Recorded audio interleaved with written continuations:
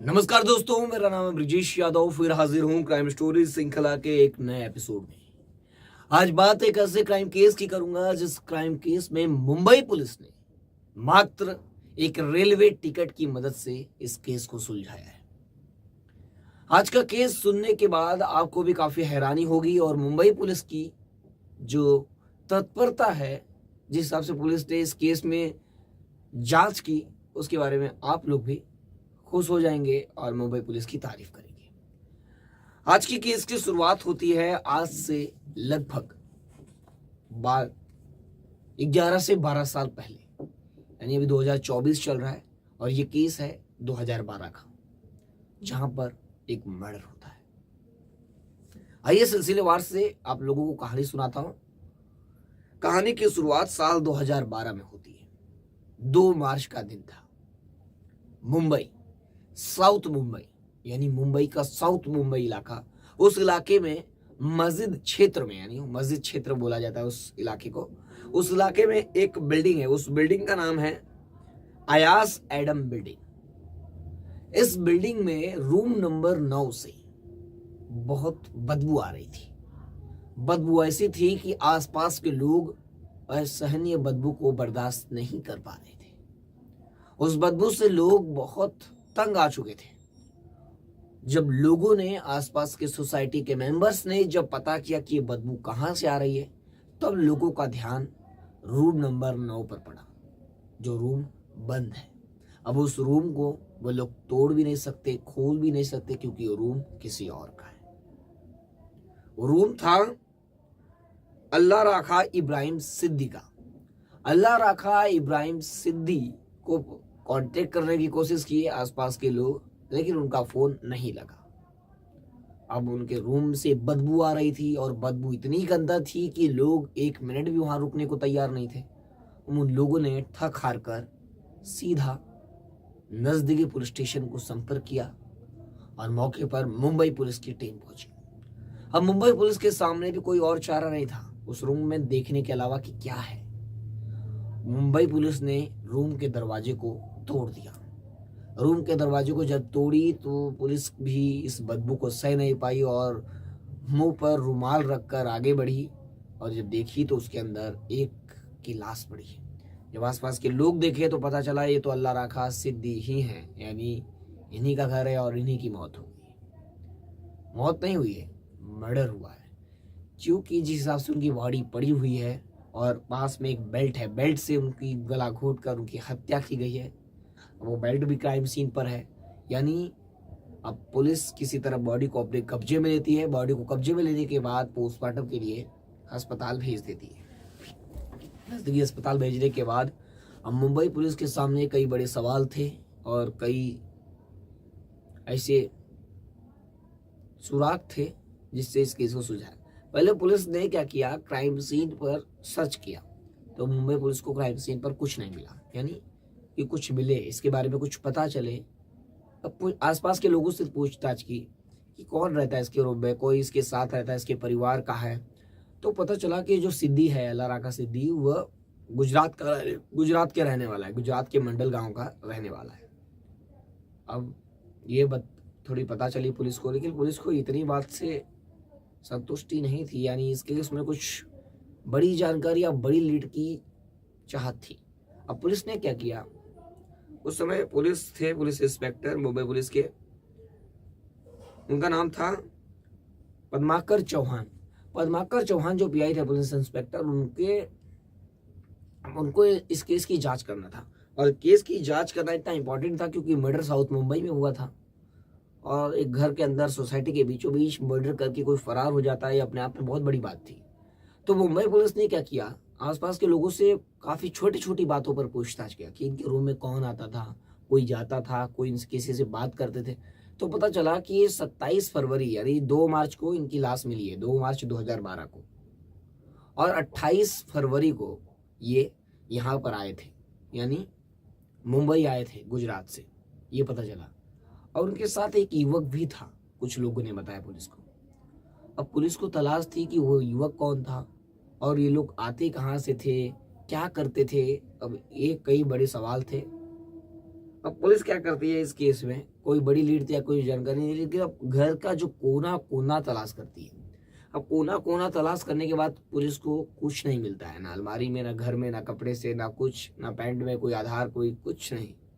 लेकिन अब आखिरी चीज बची थी डस्टबिन, जहाँ कचरा फेंका जाता है।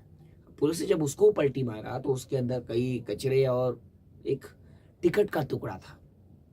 टिकट का टुकड़ा था मुंबई सेंट्रल से अहमदाबाद, यानी अहमदाबाद से मुंबई सेंट्रल जो टिकट लेकर आए थे। अब इसमें पुलिस को ये सुराग पता चल गया कि ये अगर पुलिस ये ध्यान देने लगी कि अगर ये लोग अहमदाबाद से मुंबई आए हैं आज से 4-5 दिन पहले, यानी 2 मार्च को बॉडी मिली और 27 को ट्रेन पकड़े हैं अहमदाबाद से, और ये टिकट जो था वो जनरल डब्बे का था, तो पुलिस को ये भी क्लियर था।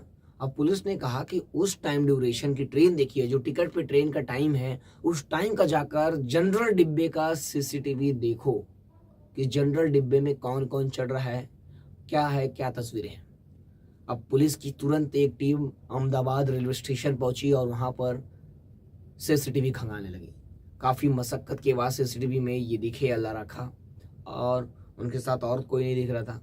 अब पुलिस की टीम पहचानने के लिए, उनके करीबियों को लाने के लिए, क्योंकि अब कैसे जानेगी कि अल्लाह रखा करीबी कौन है या पहचान वाला कौन है, तो पुलिस गांव गई, उनके गुजरात मंडल गांव। उस गांव से किसी को उठा लाई, किसी पहचान वाले को, करीबी को उठा लाई और सीसीटीवी उनके साथ देखी। उनसे पूछी कि अल्लाह रखा जो जा रहे हैं इनके साथ कोई पहचान वाला इस भीड़ के अंदर दिख रहा है क्या। तो पुलिस कई घंटे तक सीसीटीवी तो देखी रिप्लाई कर करके, उसके बाद एक आदमी संदिग्ध दिखता है, एक आदमी, लेकिन वो भी उसका फेस क्लियर नहीं दिख रहा था। अब पुलिस फिर फंस गई सीसीटीवी में भी। अब पुलिस की टीम फिर मंडल गांव जाती है, उसी मंडल गांव में पूछताछ करती है ग्रामीणों से कि सिद्धि जो था, अल्लाह रखा सिद्धि, उसका क्या मतलब, उसका चरित्र क्या था, रहता कैसे था, ये सब। तो पुलिस को पता चला कि ये जो सिद्धि था वो लोगों से उधार पैसे लेता था, यही था, और लौटा देता था ज्यादातर। कुछ तो लिपापोती करता था लेकिन दे देता था, ये अक्सर वो उधार पैसे ज्यादा लेता था लोगों से। ये बात पता चली सिद्धि के बारे में, लेकिन कोई बड़ी इंफॉर्मेशन गांव से भी हाथ नहीं लगी। अब सीसीटीवी चेक करने के बाद और गांव से एक आदमी ने पुलिस को बताया कि एक हनीफ करके लड़का है, हनीफ दीवान, वह अक्सर इनके साथ रहता था। अब पुलिस हनीफ दीवान को खोजने लगी तो वो गांव में तो नहीं मिला उस समय, लेकिन अब पुलिस उसे खोजने से पहले ये देखने लगी अगर हनीफ दीवान मर्डर किया होगा अल्लाह रखा सिद्दी का, तो जरूर उनके साथ मुंबई आया होगा, और जो मुंबई में वो लड़का था जो इनके साथ गांव से आया था, क्या पता वो हनीफ दीवान हो। तब इसके लिए सीसीटीवी वेरीफाई करना और एविडेंस कलेक्ट करना वो भी जरूरी है उससे गिरफ्तार करने से पहले। पुलिस ने क्या किया, पहले एविडेंस को खोजी। पुलिस ने क्या किया, वापस सीसीटीवी दिखाई और लोगों को बताया कि हनीफ दीवान इस कैमरे में या इस जगह पर दिखे तो हमें बताएं। तब सीसीटीवी में अल्लाह रखा के साथ हनीफ दीवान जो था वो दिखा, जिसका फेस नहीं दिख रहा था, लेकिन उसकी पर्सनैलिटी और बॉडी से लोग पहचान गए कि ये हनीफ दीवान ही है। अब पुलिस को क्लियर हो गया था कि हनीफ दीवान अगर आया था मुंबई इनके साथ तो वही मर्डर किया है। अब पुलिस की टीम क्या करती है, पूरी हनीफ दीवान को खोजने लगती है और उसका नंबर लेकर लोकेशन ट्रेस करती है। आखिरकार जाकर हनीफ दीवान को पुलिस गिरफ्तार कर लेती है। गिरफ्तार करने के बाद मुंबई पुलिस की टीम उसको लेकर मुंबई आती है। मुंबई आने के बाद अब उससे होता है इंट्रोगेशन, उसका मकसद क्या था, मोटिव क्या था, उसने ऐसा मर्डर क्यों किया, और अल्लाह रखा सिद्दी को इतनी बेरहमी से बेल्ट से क्यों मारा, उनके साथ आया क्यों था, मारने के पीछे और क्या कहानी थी, कोई और भी शामिल है। कई सारे बड़े सवाल का जवाब वो एक कहानी के जरिए दिया। कहानी ये थी कि जो दीवान है, यानी जो हनीफ दीवान है, वो सिद्दी, अल्लाह रखा सिद्दी को लगभग 5 सालों से जानता है। और एक बार क्या हुआ कि जो हनीफ दीवान है वो क्या किया कि क्रिकेट पर सट्टा लगा दिया, यानी सट्टा 10,000 रुपया कुछ सट्टा लगाया था, कुछ पैसे। अभी सट्टा लगाने की बात पता चल गई थी अल्लाह रखा सिद्दी को। अल्लाह रखा सिद्दी इसी बात को लेकर दीवान को ब्लैकमेल करने लगा। ब्लैकमेल ये करने लगा कि अगर तू नहीं बताएगा, यानी उसको ये पैसा चाहिए था 10,000 रुपया। अल्लाह रखा बोला मुझे 10,000 रुपया दे दे, नहीं तो तेरे पिताजी को मैं बता दूंगा कि तू सट्टा लगाता है या सट्टा खेलता है। तो इससे उसके घर में उसके काफी बवाल होता है, इसकी वजह से उसे ब्लैकमेल करने लगा इस बात को लेकर।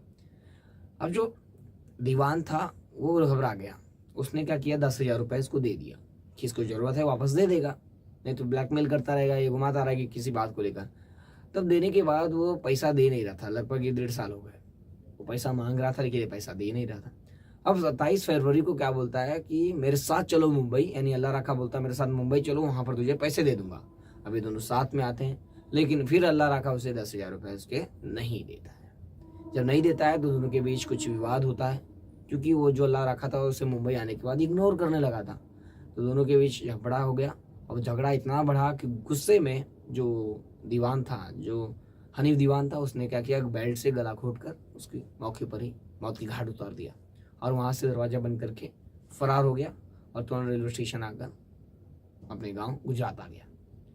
इस केस पर आपकी क्या कहानी है? 10,000 रुपये के लिए 10,000 रुपये के लिए किसी ने किसी का मर्डर कर दिया। इस पर आपकी क्या राय, कमेंट करके जरूर बताएं।